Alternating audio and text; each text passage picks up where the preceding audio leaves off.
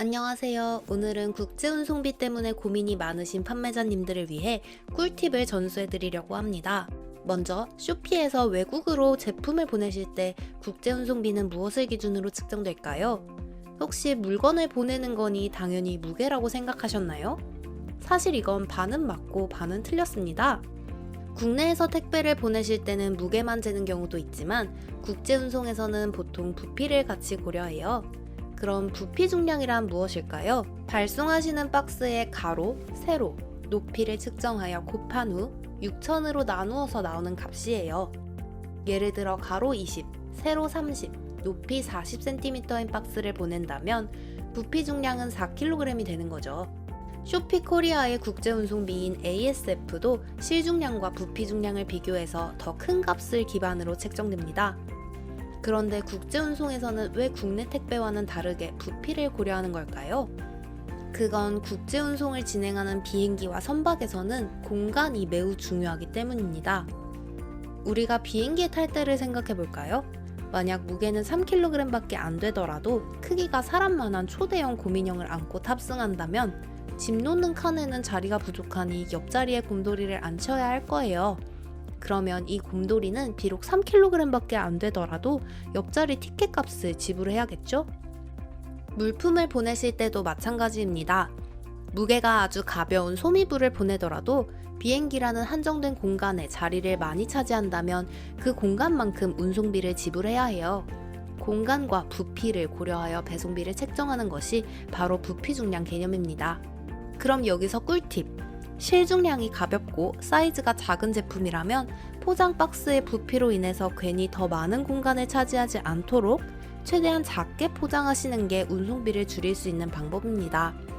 가능하다면 내품 사이즈에 딱 맞춰서 작은 박스로 포장하실수록 부피로 인한 배송료를 줄일 수 있는 거죠. 만약 립스틱 하나를 싱가폴로 보내신다고 했을 때 가로 20, 세로 30, 높이 40cm의 대형 박스에 넣으신다면 부피 중량 4kg을 적용받아 배송비는 30.84달러가 됩니다. 하지만 동일한 립스틱을 가로 10, 세로 10, 높이 4cm의 소형 박스에 넣으신다면 부피 중량은 0.6kg이 되고 배송비는 2.32달러로 확 줄어들 수 있습니다. 특히 한국에서는 화장품이나 의류 등 작고 얇고 가벼운 제품들이 인기가 많은데요.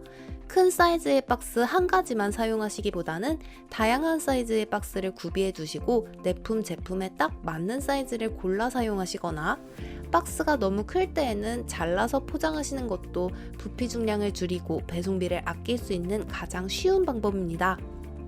또 이렇게 하면 박스 안의 공간에서 물품이 이리저리 움직이다가 손상될 가능성도 줄일 수 있으니 일석이조이기도 해요. 물론 깨지기 쉬운 제품이나 액체 상품이라면 파손으로 인한 환불이 발생하지 않도록 완충제를 충분히 사용해 주시는 것도 기억해 주세요. 파손 가능성이 적으면서 크기가 작은 제품이라면 박스가 아닌 파우치나 폴리백을 이용하시는 것도 좋은 방법인데요. 요즘은 에어캡이 내장된 폴리백도 있어서 판매자님들이 포장하시기에 편리하실 것 같더라고요. 다만 포장 시에 주의하셔야 하는 점도 있는데요. 포장 후 겉면에 붙이는 송장은 너무 크거나 작지 않도록 프린트해 주셔야 합니다. 쇼피 지파지에서는 물품의 입고를 바코드 스캔으로 처리하기 때문에 스캐너가 인식 가능한 크기를 넘어서는 경우에는 입고 처리가 어려울 수 있기 때문입니다. 바코드는 가로 9cm에 세로 1.5cm 정도를 권장드리는데요. 대략 마트에서 계산할 때 쉽게 찍히는 정도의 크기로 생각하시면 됩니다. 폴리백으로 포장하신 경우에도 송장이 돌돌 말리거나 구겨지지 않도록 한 면에 평평하게 부착해주세요. 여기에서 소소한 팁을 드리자면 제품을 넣기 전에 먼저 폴리백 겉면에 송장을 부착하시면 좀 더 수월하게 붙이실 수 있습니다.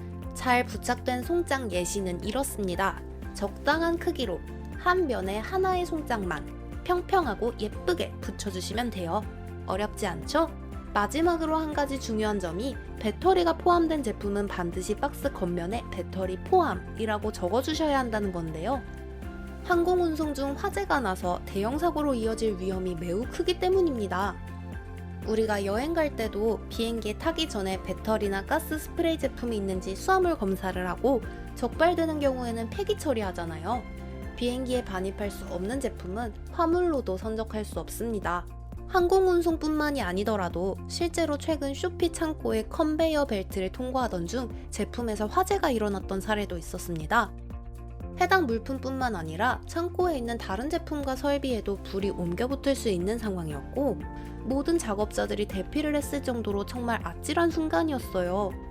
이렇게 위험천만한 일이 일어나지 않도록 반드시 저희 쇼피코리아의 배터리 선적 안내문을 꼼꼼히 읽어주시고, 예외적으로 발송이 가능한 제품인지 선적 가능 문의 폼을 통해 꼭 확인하신 후 판매를 시작해 주시기 바랍니다.